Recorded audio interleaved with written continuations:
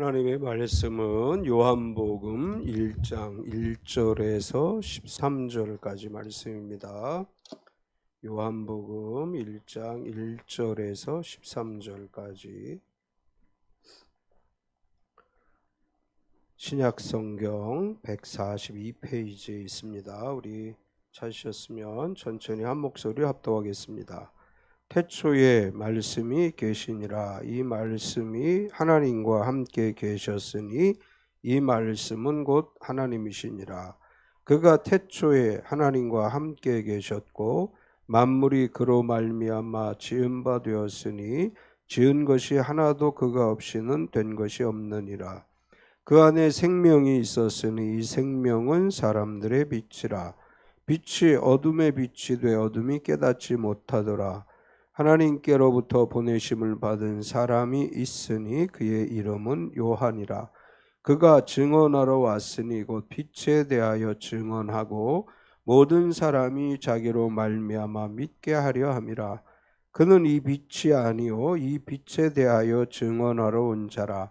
참빛 곧 세상에 와서 각 사람에게 비추는 빛이 있었나니 그가 세상에 계셨으며 세상은 그로 말미암아 지은 바 되었으되 세상이 그를 알지 못하고 자기 땅에 오매 자기 백성이 영접하지 아니하였으나 영접하는 자 곧 그 이름을 믿는 자들에게는 하나님의 자녀가 되는 권세를 주셨으니 이는 혈통으로나 육종으로나 사람의 뜻으로 나지 아니하고 오직 하나님께로부터 난 자들이니라. 아멘. 우리가 지난주까지 해서 누가복음을 끝냈고 마가복음을 끝냈고 누가복음은 전에 한번 다 우리가 살펴봤고 오늘부터는 요한복음을 살펴보려고 합니다. 신약 성경에서 마태, 마가, 누가, 요한 이 네 개의 복음을 이제 사복음서라 이렇게 이야기하고 그 중에서도 마태, 마가, 누가복음을 공관복음이다 이렇게 이야기하고 이제 요한복음은 마태, 마가, 누가복음과는 조금 내용적인 면에서 다르기 때문에 제4복음서라 이렇게 분류를 합니다. 이 요한복음과 이 공관복음, 마태, 마가, 누가복음과 요한복음의 차이가 뭐냐라고 이야기할 때 요한복음은 공관복음보다 한 20년에서 길게는 한 40년 정도 늦게 기록된 것으로 이제 보고 있습니다.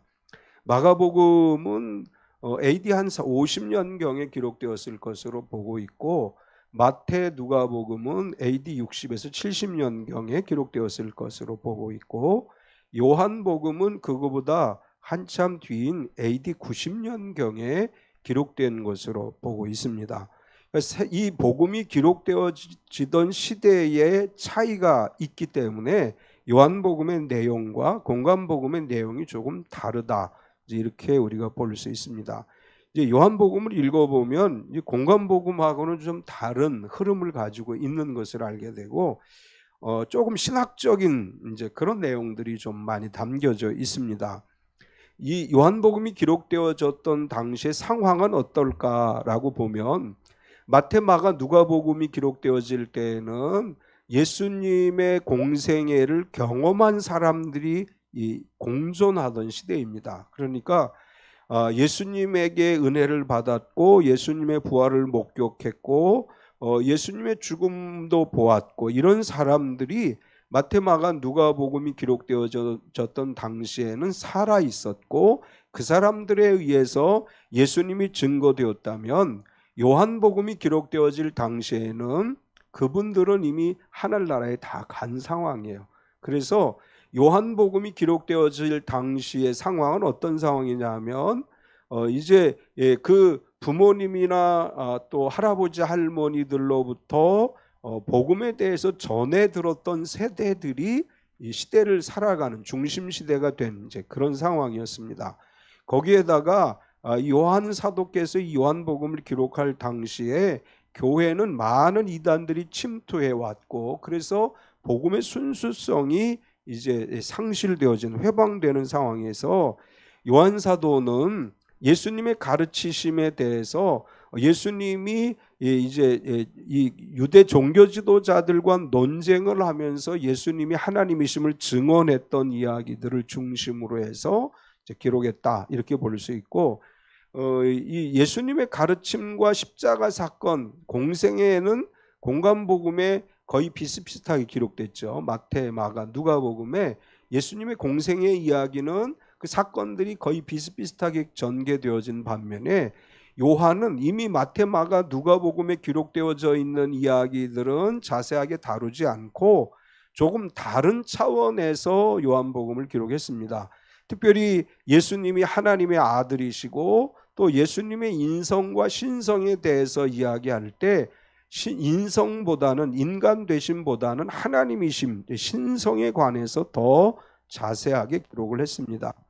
그래서 이제 요한복음에는 공간복음의 내용들이 많이 생략되어져 있고, 대신에 7가지 기적과 예수님이 메시아이시다라고 하는 것을 증언하는 그런 내용들이 강조되어져 있습니다. 특별히 요한사도는 예수님이 유대인들과 이제 신학적 논쟁을 하는, 예수님의 신성을 변증하는 이야기들을 주로 기록을 해서 당시 이단들에게 예수님은 하나님이시다 이것을 증명하려는 데 초점을 맞추고 있습니다.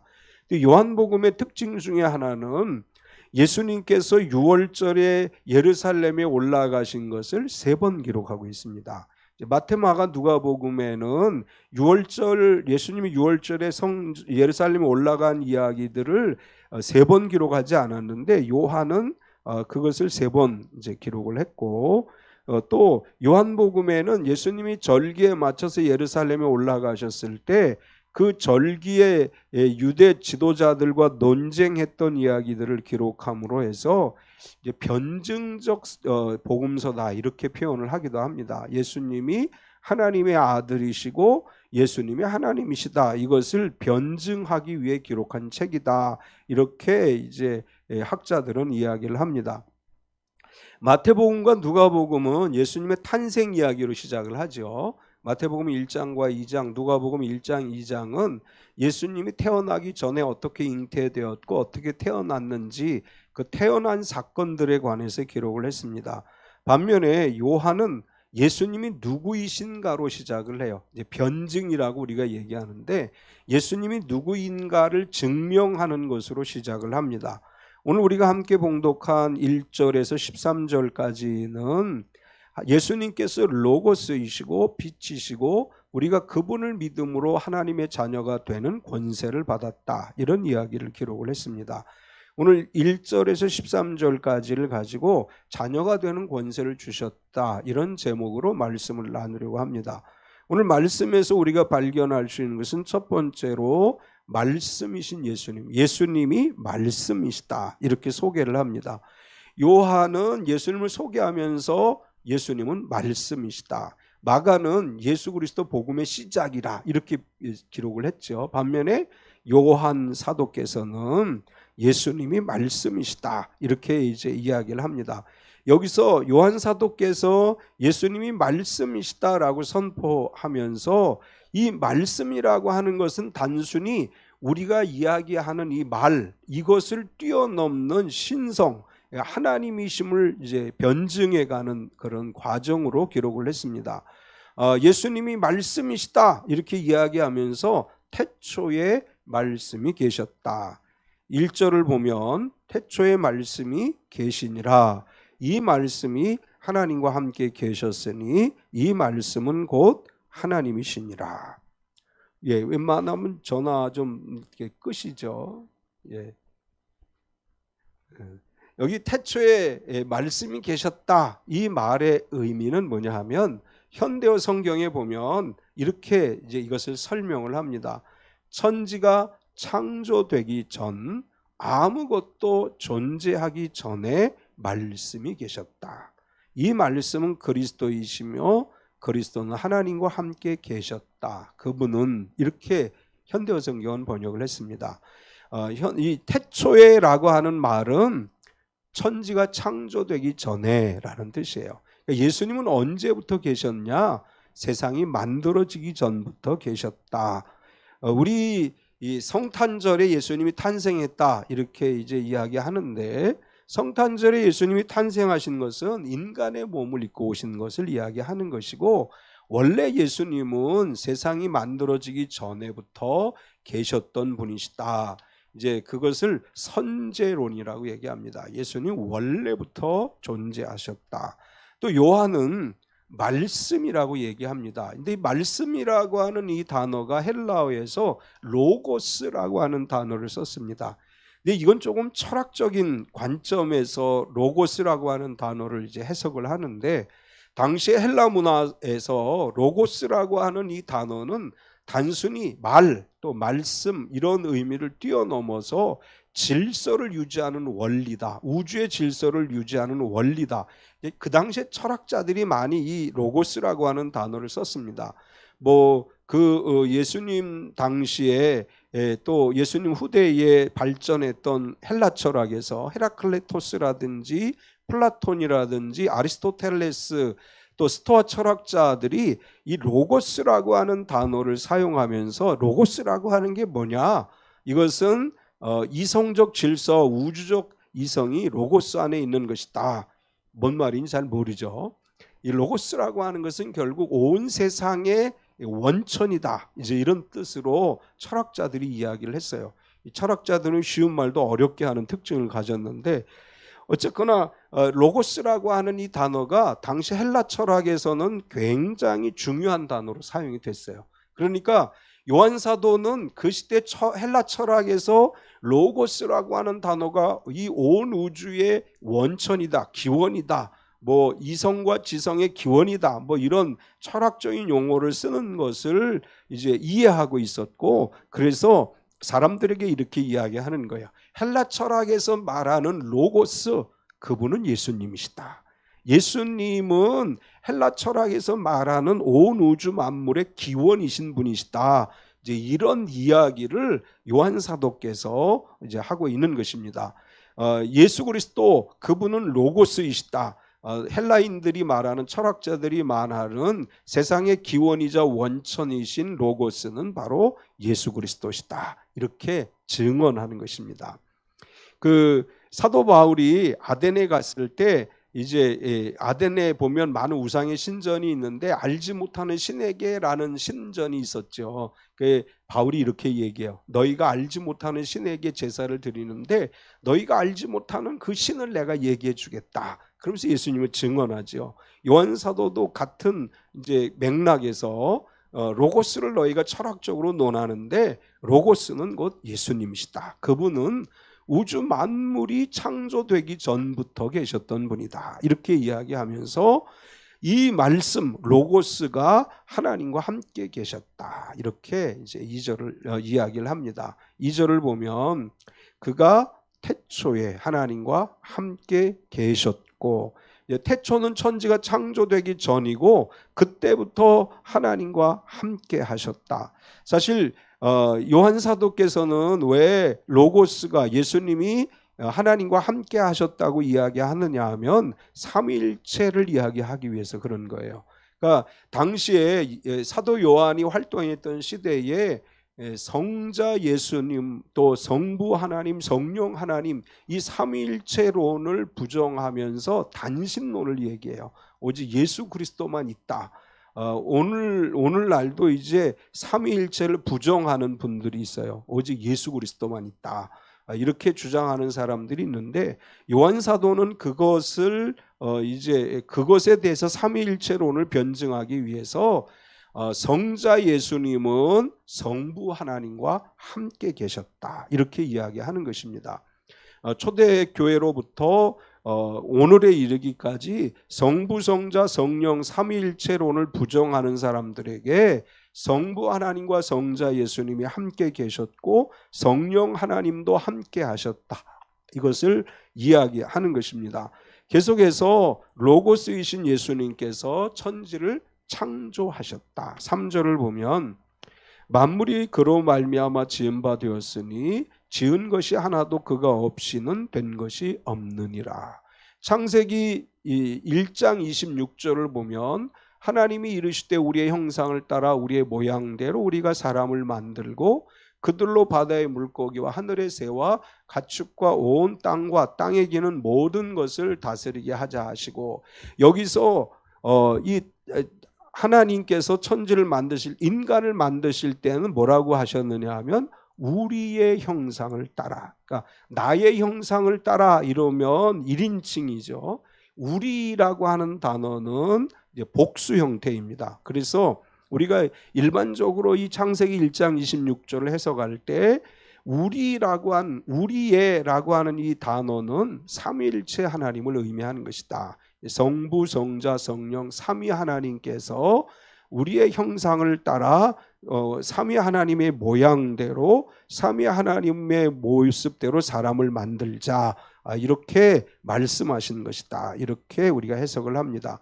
요한사도는 당시 이단들이 예수 그리스도에 대해서 인성과 신성에 대한 부분, 그리고 이제 이단들 중에는 예수님의 인성만 강조하는 이단과 신성만 강조하는 이단이 있었기 때문에 성육신에 관한 이야기와 함께 삼위일체 하나님에 대해서 이야기를 합니다. 우리가 믿는 하나님은 삼위일체 하나님이십니다. 우리는 성부, 성자, 성령 하나님을 믿는 것입니다. 계속해서 말씀이신 예수님은 두 번째로 참빛이시다. 참빛이신 예수님이시다. 이렇게 소개를 합니다. 예수님은 말씀이시고 천지가 창조되기 전에 하나님과 함께 하셨고 천지를 창조하셨다. 이렇게 소개한 다음에 예수님만이 유일한 빛이시고 참빛이시다. 이렇게 말씀하시는데, 참빛 되신 예수님은 생명의 빛으로 오셨다. 이렇게 말해요. 4절을 보면 그 안에 생명이 있었으니 이 생명은 사람들의 빛이라. 현대어 성경은 이 구절 이렇게 번역했습니다. 그분 안에 영원한 생명이 있고 이 생명은 모든 인류에게 빛을 주신다.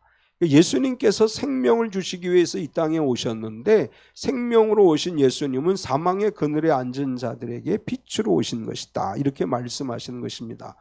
영원한 생명으로 오셨는데 어둠 속에 있는 자들에게 그 어둠, 죽음의 그늘을 몰아내고 생명의 빛으로 이 땅에 임하신 것이다. 우리가 예수님 안에 거하면 영원한 생명을 얻게 되는 것이고 그 영원한 생명은 빛으로 우리 가운데 임하신 것이다. 이제 이렇게 요한 사도께서 말씀을 합니다. 생명의 빛으로 오셨고 흑암을 비추는 빛으로 오셨지만 어둠은 깨닫지 못한다. 5절을 보면 빛이 어둠에 빛이 돼 어둠이 깨닫지 못하더라. 요한 사도는 예수님의 공생애를 직접 경험한 사람이에요. 예수님의 제자가 됐고 예수님의 공생애를 다 옆에서 보았고 예수님의 사랑하시는 제자라고 하는 칭호를 얻었고 예수님의 십자가 밑에 있었고 예수님의 부활 사건에서 베드로와 함께 예수님의 무덤에 달려갔던 제자이기도 하고 예수님의 부활과 또 예수님의 승천을 목격하신 분입니다.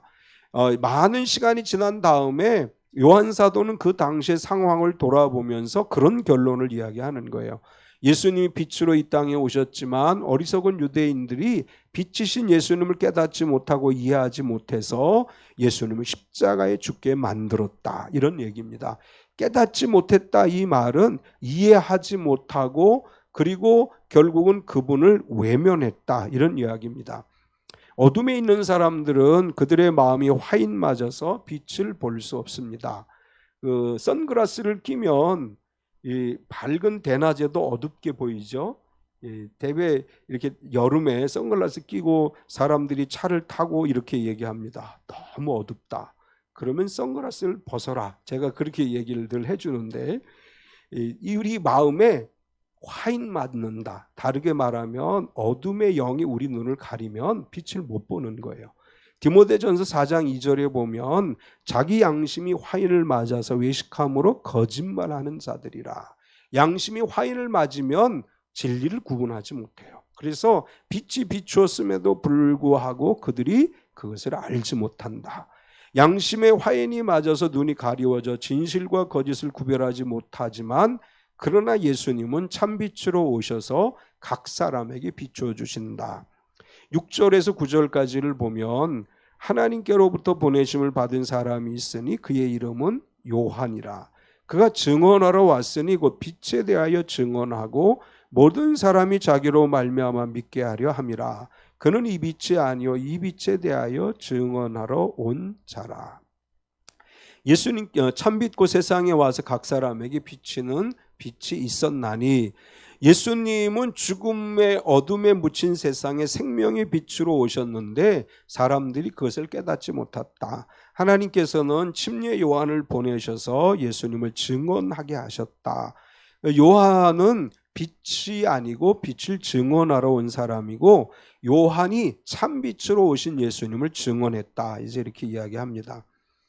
우리가 살아가는 우주를 태양계라고 얘기하죠. 우리 학교에서 과학을 배워서 다 알지만 태양계에는 진짜 빛은 태양 하나죠. 참빛이에요. 태양에서 빛이 비춰지면 달과 별들은 태양에서 오는 빛을 받아서 반사하는 반사체입니다. 옛날 사람들은 이 태양이 발광체이고 또 별과 달이 반사체인 것을 모르기 때문에 달과 별이 빛을 낸다고 생각을 했던 거죠. 우리가 밤이 되면 이제 달과 별이 빛이 이렇게 보이니까 달빛이다, 별빛이다 이렇게 이야기하지만 실제로는 달과 별은 빛을 비추지 못하죠. 오직 태양만이 빛을 비추는 것이고 태양의 빛을 받아서 반사하는 것입니다. 요한은 바로 그런 원리를 이야기하는 거예요. 예수님만 진짜 빛이다 이렇게 얘기하는 거예요. 예수님만 어둠을 밝힐 수 있는 진짜 빛이고 우리는 그 빛을 받아서 세상에 반사하는 빛이다 이렇게 말씀하시는 것입니다. 세상에는 오직 예수 그리스도 한 분 이외에 그 어떤 빛도 존재하지 않습니다. 세상의 빛처럼 보이는 것은 다 반사체에 지나지 않는 거예요. 예수님만이 생명의 빛으로 이 땅에 오셔서 우리를 생명으로 이끄시고 우리가 그 빛을 따라가면 영원한 천국에 이르게 되고 하나님 나라의 복을 누리게 될 줄 믿습니다. 세 번째는 하나님의 자녀가 되는 권세를 주셨습니다. 말씀이 육신이 되어 우리 가운데 빛으로 오셔서 생명을 주신 예수님은 그 빛으로 말미암아 우리가 하나님의 자녀가 되는 권세를 주셨다 이렇게 말합니다. 하나님 우리에게 영원한 생명을 주시기 위해서 예수님을 참빛으로 보내셨어요. 그런데 세상은 그를 알지 못했습니다. 10절을 보면 그가 세상에 계셨으며 세상은 그로 말미암아 지은 바 되었으되 세상이 그를 알지 못하였고, 예수님은 하나님으로 세상을 창조하셨기에 창조 전부터 계셨고 예수님으로 말미암아 세상이 창조됐지만 사람들은 예수님을 알지 못했다. 오늘날도 좀 지식이 있다고 자랑하는 사람들은 예수님이 하나님이시고 예수님이 세상을 창조하셨다는 사실을 알지 못하죠. 그들은 자신들이 가지고 있는 지적 능력으로 마치 하나님인 것처럼 우리가 믿는 하나님을 판단하려고 합니다. 예수님 시대에 요한이 바라보았던 유대인들은 예수님이 하나님이신 것을 알지 못하고 본디오 빌라도의 손에 넘겨져 죽게 만들었습니다. 어느 시대나 사람들은 자신들이 모든 것을 다 안다고 생각하고 자신이 항상 옳다고 생각하는 경향이 있습니다. 그러나 역사가 흐르고 보면 그 당시에 옳다고 생각했던 것들이 얼마나 잘못된 것인가가 역사가 증명을 해주고 있죠. 예수님 당시의 유대 지도자들은 예수님을 빌라도에게 넘겨주면서 이렇게 표현을 했어요. 한 사람이 죽는 것이 유대인 전부가 고통당하는 것보다 나은 것이다. 이렇게 자기 합리화를 시켜요. 예수님을 죽게 넘겨주면서 오히려 그것이 우리 이스라엘을 위해서는 유익한 것이다. 대제사장은 그렇게 이야기를 합니다. 사람들은 늘 진리를 보려고 하는 것이 아니라 자기가 생각한 것이 진리라고 생각하는 그런 경향이 있습니다.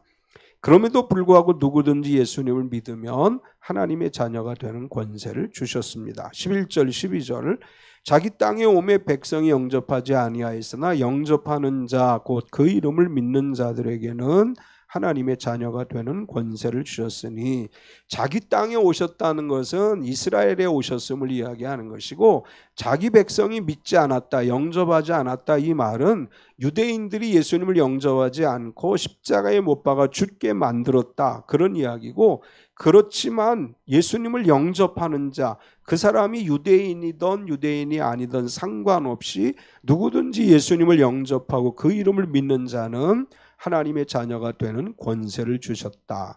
여기서 권세라고 하는 것은 이런 얘기죠. 원래는 자격이 없지만 자격을 주었다, 그런 얘기야. 이것을 우리는 뭐라고 얘기하느냐 하면 특권이라고 얘기해요. 우리는 하나님의 자녀가 될 자격이 없습니다.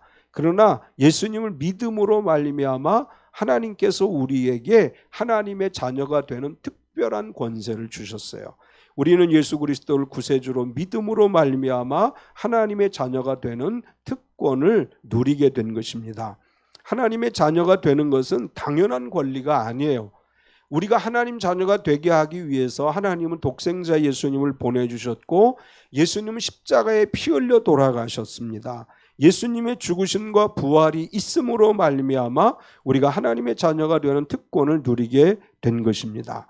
우리에게 주신 이 특권을 우리는 감사함으로 받아야 되죠. 우리 하나님께서 우리에게 하나님의 자녀가 되는 권세를 주시고 특권을 주셨습니다. 하나님의 자녀가 되는 권세를 받은 성도들은 하나님께로부터 난 자들이다. 13절을 보면, 이는 혈통으로나 육정으로나 사람의 뜻으로 나지 아니하고 오직 하나님께로부터 난 자들이니라. 이건 이런 뜻이에요. 혈통이나 육정으로라는 이야기는 원래 자녀가 될 수 있는 혈통을 이어받은 것도 아니고 육체적인 가문에 따라서 되는 것도 아니다. 오직 사람의 뜻이 아니고 어떻게 된 거냐? 하나님께로부터 난 것이다. 이 하나님께로부터 난 것이다 라는 말은 하나님의 은혜로 하나님의 자녀가 된 것이다, 이런 뜻이에요. 하나님의 자녀가 될 자격이 없었어요, 우리는. 그런데 예수님을 믿음으로 말미암아 하나님의 은혜로 난 자들이 되었고, 그리고 성도가 되었고, 그리고 오늘 우리가 직분자가 돼서 하나님을 믿게 된 것입니다. 우리의 살아가는 모든 것은 은혜로 된 것임을 믿습니다. 우리가 항상 감사해야 될 것은 모든 것이 은혜라고 하는 거예요. 내가 뭘 어떻게 해서가 아니라 나는 여전히 부족하지만 은혜로 우리를 불러주시고, 은혜로 하나님이 우리의 아버지가 되어주시고 하나님의 자녀로서의 권세를 누리게 하시는 것입니다. 로마서 8장 17절에 보면, 자녀이면 또한 상속자 곧 하나님의 상속자요 그리스도와 함께한 상속자니 우리가 그와 함께 영광을 받기 위하여 고난도 함께 받아야 할 것이니라. 우린 상속자입니다. 믿습니까? 하나님은 부자예요. 믿습니까? 나는 가난하지만 하나님은 부자예요. 하나님의 상속자가 되기 위해서는 뭐를 거쳐야 된다? 고난이 있다는 걸 알아야 된다. 우리가 이 고난이라고 하는 걸 잘 견디어내면 하나님의 상속자로서 하나님이 주신 은혜와 복을 누린다고 하는 것입니다. 지금 힘든 과정에 있는 성도는 이 말씀을 기억하셔야 돼요. 내가 상속자가 되게 하기 위해서 나에게 어려움을 허락하신 것이다. 이 어려움의 과정이 끝나고 나면 상속자로서의 은혜와 복을 누리게 될 것이다. 그런 믿음을 가지고 겪고 있는 모든 어려움들을 잘 견디어내고 하나님의 자녀로서, 하나님의 상속자로서 하나님의 복을 누리는 참빛교회 모든 성도가 되시기를 축원합니다. 이 시간 우리 한번 같이 기도하시겠습니다. 하나님, 우리는 자녀가 될 자격이 없는 사람들이었습니다. 그러나 특권을 주시고 우리에게 은혜를 주셔서 예수님을 믿음으로 자녀가 되게 하셨습니다.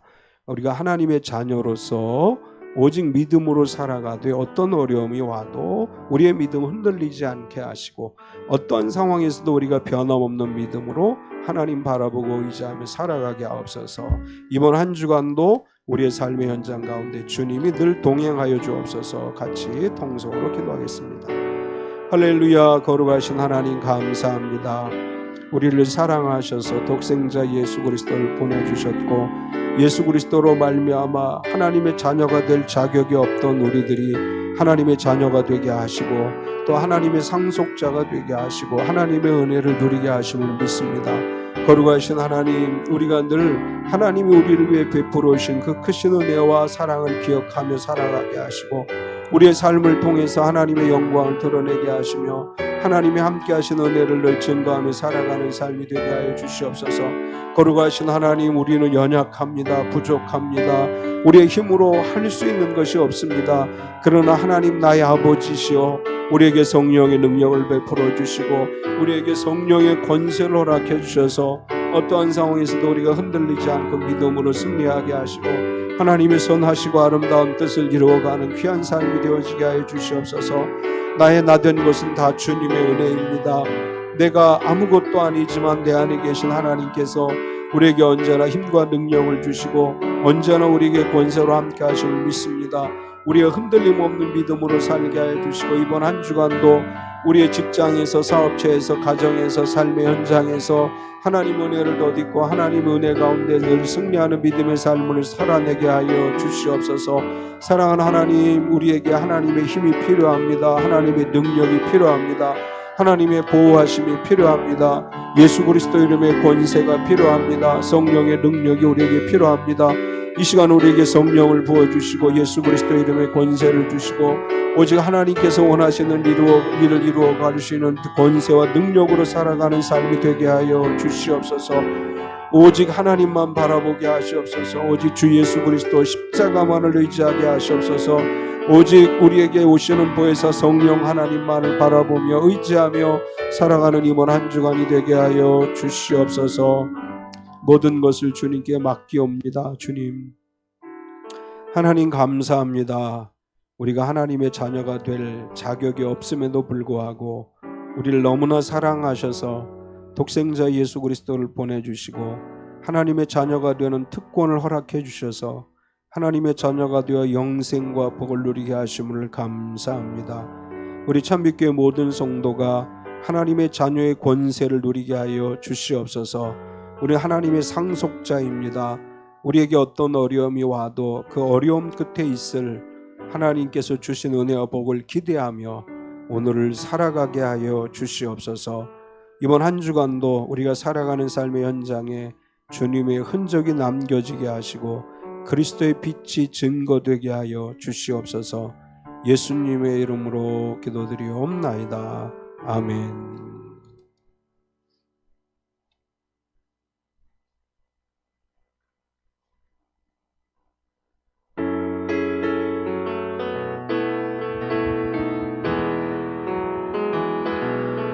근심 걱정하도 어려운 일 당해도 걱정 말아라 주 너를 지키리 위험한 일 당해도 슬픈 일이 와도 걱정 말아라 주 너를 지키리 일어나셔서 우리 앞뒤 옆 사람을 알고 한 주간도 믿음으로 승리하시라고 두 손을 뻗어서 축복하겠습니다. 사랑 속에 거하라 그의 평화 속에 유하라 그분의 영원 속에 자유하라